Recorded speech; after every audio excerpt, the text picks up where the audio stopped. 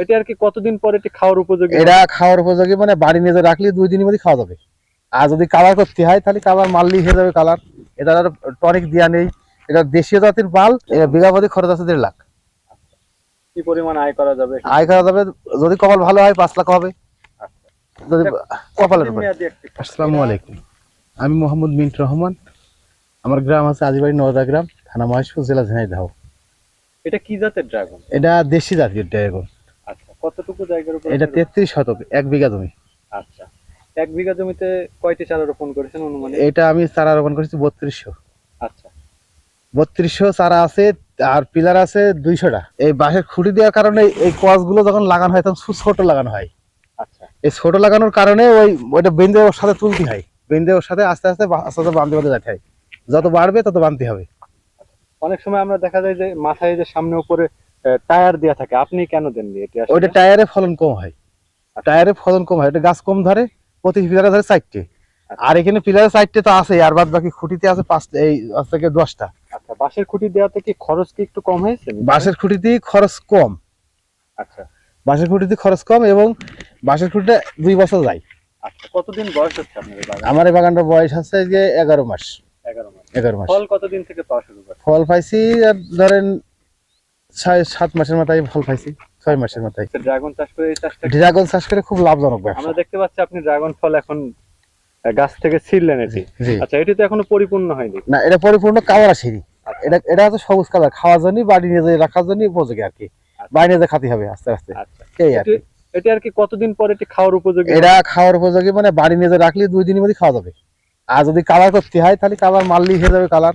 এটা টনিক দেওয়া নেই, এটা দেশীয় জাতির মাল। আচ্ছা, এই এই ড্রাগন গাছের পরিচর্যা করেন কিভাবে? পরিচর্যা, ওষুধ দিতে হয়, সার, এই সবগুলো দেওয়া লাগে। প্রতি সপ্তাহে তো ওষুধ 2বার করে দেওয়া লাগে। তবে গাছে কোনো রোগ বালাই নেই আশা করি। এই ব্যাগিং দিয়েছেন, এটি আসলে কি কারণে দিয়েছেন? এই যে আমরা এখানে দেখতে পাচ্ছি যে এখানে ব্যাগিং দেওয়া। ওই ব্যাগিংটা দেওয়া হচ্ছে পাখির কারণে। আচ্ছা, পাখিতে কি সমস্যা? পাখিতে খেয়ে ফেলে, ড্রাগন ফল খেয়ে ফেলে, ড্রাগন ফল পাখিতে খেয়ে ফেলে, যার কারণে এই ব্যাগিংটা দেওয়া। জি। আচ্ছা, পোকা লাগে নাকি আসলে? পোকা, ড্রাগনে পোকা লাগে, ড্রাগনে পোকা লাগে কিন্তু ডোগায় লাগে, ড্রাগনে লাগে না। ফলে কোনো ইয়ে লাগে? ফলে পোকা লাগে না, কিন্তু লাগে হচ্ছে ডোগায়। এই যে কচি ডোগা দেখছেন, এই কচি ডোগা খেয়ে ফেলবে, এই কচি ডোগা।